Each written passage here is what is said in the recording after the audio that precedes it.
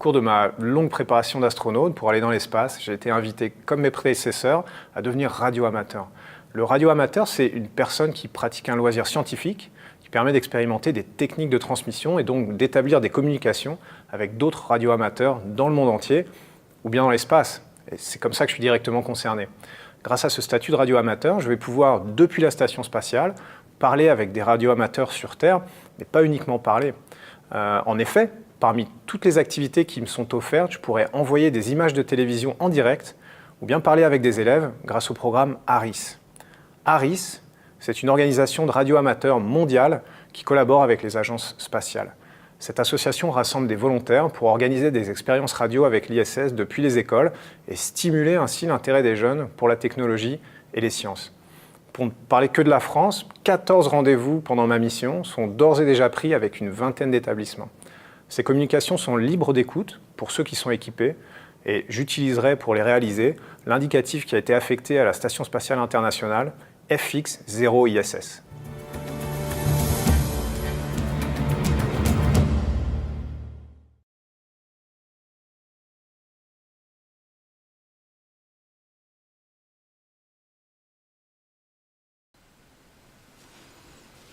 Zéro ISS de F4 kilo Juliette Victor.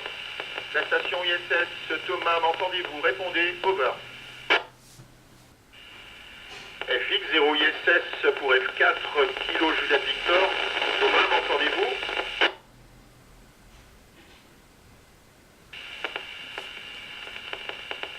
FX 0 ISS F4 kilo Juliette Victor. Pour le Radio Club de Saint-Amand, Thomas, m'entendez-vous? Foxtrot 4 kilo Juliette Victor, ici Foxtrot X-13 0 ISS, je vous reçois. Merci Thomas, ici donc F4 KJV avec de nombreux publics, les élèves de l'IME de Saint-Amand, Léonce Maléco et les élèves de l'école Georges Wallers. Ils sont ravis de vous entendre et sont pressés de poser des questions. Je vous passe le premier candidat.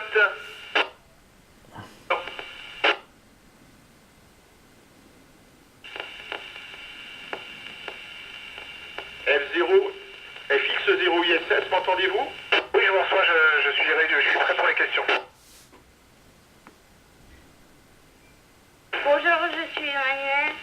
Comment avez-vous décidé de devenir astronaute over? Bonjour Emmanuel, quand j'étais petit ça me faisait rêver, j'ai beaucoup travaillé à l'école et puis j'ai essayé d'être sportif et puis de passer la sélection et aujourd'hui j'ai réalisé mon rêve, over. Bonjour, je m'appelle Eva. Quelles sont les qualités qui ont été déterminantes pour être sélectionnée pour cette mission, over? Bonjour Eva, écoute, il faut être en bonne santé, il faut être actif, il faut s'intéresser aux sciences et puis surtout il faut, je pense, être un joueur d'équipe et s'entendre avec ses coéquipiers, over. Bonjour Thomas, ici Maxime. Comment vous êtes-vous préparé pour la mission over? Bonjour Maxime, écoute, je me suis préparé pendant 7 ans, j'ai fait beaucoup de sport, j'ai appris le russe, j'ai appris par cœur la station spatiale, j'ai appris à piloter un vaisseau spatial et ça a duré très longtemps mais le jeu en vaut la chandelle, over. Bonjour, je m'appelle Tiléa. Qu'avez-vous ressenti au moment du décollage, over? Au moment du décollage, c'est une accélération qui écrase un peu dans le siège, beaucoup de vibrations, beaucoup de bruit, mais aussi beaucoup de bonheur parce que c'était l'aboutissement d'énormément de travail, over. Bonjour Thomas, ici c'est Alicia. Quelles sont vos principales missions sur ISS? Bonjour Alicia, les principales missions, écoute, c'est de faire de la recherche scientifique. On essaie d'utiliser les propriétés de l'environnement spatial pour faire des découvertes qui ne sont pas possibles de faire sur Terre, over. Bonjour, je m'appelle Marcus. Comment se déroule une journée type entre pilotage, recherche, maintenance? Bonjour Marcus, une journée type, écoute, c'est à peu près 50% du temps, on va faire de la maintenance, de l'entretien, de la logistique pour faire marcher la station spatiale et assurer notre vie à bord tout simplement, et le reste des 50% du temps, un peu plus, on fait de la recherche scientifique, on travaille sur des expériences. De temps en temps, il y a des choses un peu particulières, il faut qu'on pilote notre Soyuz, il faut qu'on sorte en scaphandre, mais ça c'est une fois de temps en temps seulement, over. Bonjour Thomas, ici Dorian. Comment assurez-vous la sécurité lors de vos sorties dans l'espace over? Bonjour Dorian, eh bien, écoute, on est toujours accroché à la station spatiale pour pas dériver et se partir comme ça dans l'espace sans espoir de retour. On a aussi beaucoup d'oxygène dans notre sac à dos pour pouvoir respirer. Et puis on parle à la radio et puis surtout on est toujours deux pour se surveiller l'un l'autre. Over. Bonjour, je m'appelle Lucie. Quels sont les loisirs ou les sports que l'on peut pratiquer à bord de l'ISS? Bonjour Lucie, les loisirs et les sports. Écoute, les sports, on a un tapis roulant, on a un vélo, on a une machine de musculation et pour les loisirs, on peut prendre des photos, on peut par exemple parler à la radio avec des gens comme vous et c'est toujours très sympa. Over. Bonjour Thomas, ici Stéphane. Quel effet personnel avez-vous amené à bord? Over. Bonjour Stéphane, j'ai emmené quelques objets symboliques pour moi, ma ceinture de judo, des photos de mes proches, et puis des objets un petit peu pratiques pour faire en sorte que la vie soit plus sympa, des cadeaux de Noël, un peu de nourriture française, etc. Over. Bonjour, je m'appelle Aidan.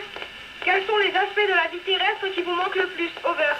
Bonjour Aidan, les aspects qui me manquent le plus, c'est de tout ce qui est sport de plein air en fait, pouvoir aller se balader, aller en montagne, en forêt, faire du vélo, c'est ça qui me manque le plus. Over. Bonjour, je m'appelle Méline. En tant qu'astronaute, qu'est-ce qui vous passionne, motive le plus? Les recherches pour améliorer la vie sur Terre, étudier les réactions de l'être humain lors des séjours dans l'espace, piloter un vaisseau spatial, découvrir l'existence d'une vie extraterrestre. Over. Eh ben écoute, tout ça m'intéresse. Évidemment, moi j'ai envie de faire un métier utile, donc améliorer la vie sur Terre, c'est super. Piloter un vaisseau, c'est aussi ma passion, parce que moi j'étais pilote avant, et puis découvrir une vie extraterrestre, ce serait génial, parce qu'on est tous un peu des explorateurs. Ce qu'on fait, c'est de la recherche, mais c'est aussi préparer l'exploration du futur. Over. Bonjour, ici Thomas, ici Kylian. Combien vous êtes dans l'ISS? Est-ce difficile de s'entendre? Bonjour Kylian, on est 6 à bord de l'ISS, américains, russes, français, et non, c'est pas difficile de s'entendre parce qu'on a été sélectionnés comme des joueurs d'équipe et parce qu'on s'est entraînés ensemble très longtemps, donc on se connaît bien. Over. Bonjour, je m'appelle Nathan. Y a-t-il des moments où vous pouvez être seul? Over.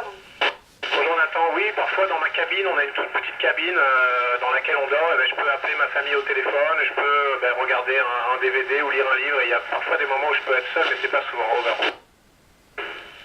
Bonjour Thomas, ici Océane. Avez-vous fêté Noël avec vos collègues? Over. Bonjour Océane, oui, on a fêté Noël, on a un mini sapin de Noël, on s'est fait quelques cadeaux, c'était très sympa, on va aussi fêter le jour de l'an. Over. Bonjour, je m'appelle Milena. Y a-t-il des choses qui vous ont surpris ou auxquelles vous ne vous attendiez pas depuis votre départ et ce malgré votre préparation extrêmement poussée? Over. Bonjour Milena, non il n'y a pas grand chose qui m'a surpris, comme tu l'as dit on a été très préparés.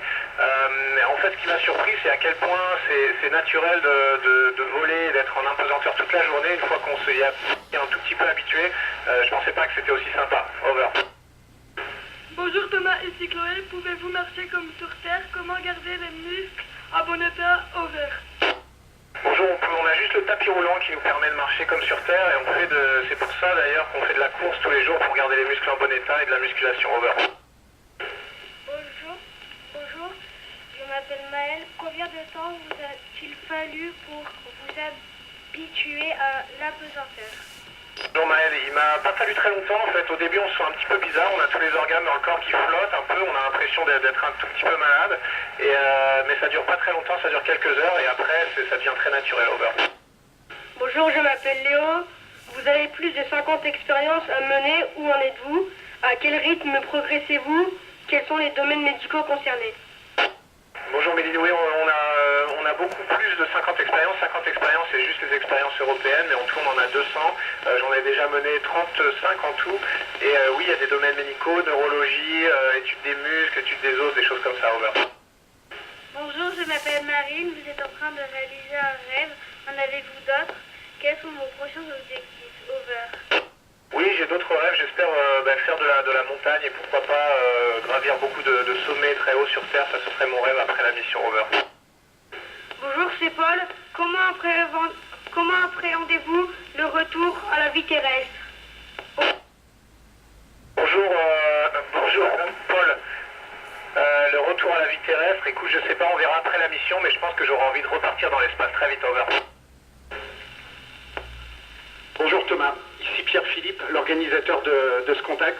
Je vous remercie énormément d'avoir pris le temps de nous répondre. Et puis au nom de toute la ville de Saint-Amand-les-Eaux, et je vous laisse écouter l'ovation qu'ils vont vous faire. Bravo!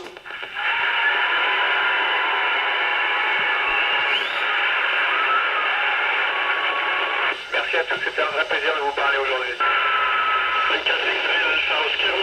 Alors, UTC. Merci. Ok, merci.